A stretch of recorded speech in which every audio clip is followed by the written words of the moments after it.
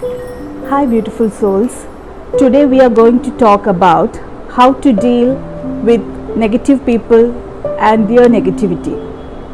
Throughout our life, we get to meet lots of people with different thought process and different attitudes. Some people have so much negativity or toxicity that they will try to pull you down by their rude or negative talks. We all get affected by these rude comments and attitude, and also sometimes we fall into their trap, and we feel negative about ourselves. Let us see how we can deal with these people and not get affected. To understand more about it, we need to understand the psychology of such people. Why are they doing like this? One reason would be insecurity. They are not confident about themselves. They are very insecure, so much insecure that they want to control you. They want to pull you down so that you feel hurt and they feel very happy about themselves. Second reason would be jealousy. Some people don't have that heart to accept your success or your quality. So definitely they will search ways to pull you down so that you feel bad and they feel good. Third reason would be they don't understand the genuine problem of others. Like some people have physical disability, learning disability, or fear or phobia. These people don't understand their genuine problem and try to insult them. In small matters, they will try to insult them. They don't have any empathy to understand others' problem and help them, not to insult them. Fourth reason would be teasing. Some people may not be that much negative as you think. They are just fond of you and they don't waste any opportunity to pull you down, to tease you. Actually, it is teasing, not pulling down. It is teasing. But you might get hurt. On the process, you might get hurt. Now, how to deal them? One thing we need to realize is that we cannot change others' attitude. We cannot control others. But we definitely can control our thoughts. Stop looking at you through the eyes of others. You know better about yourself. You don't need anyone's approval.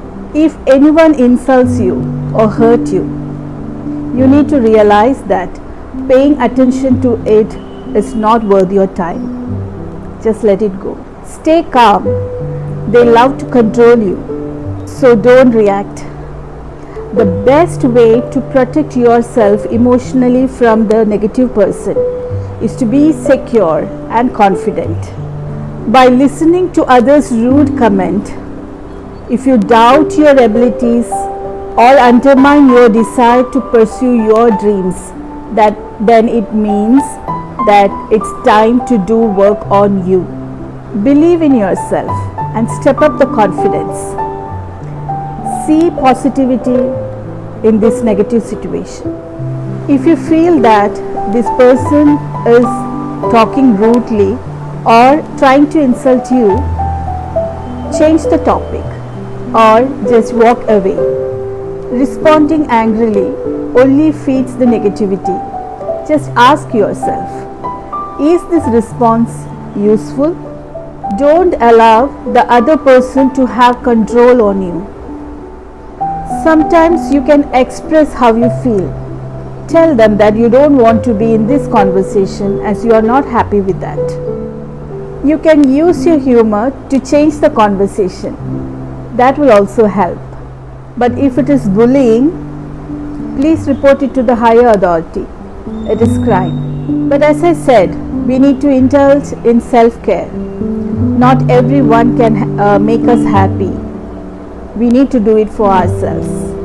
Let me tell you a story about Lord Buddha and his follower.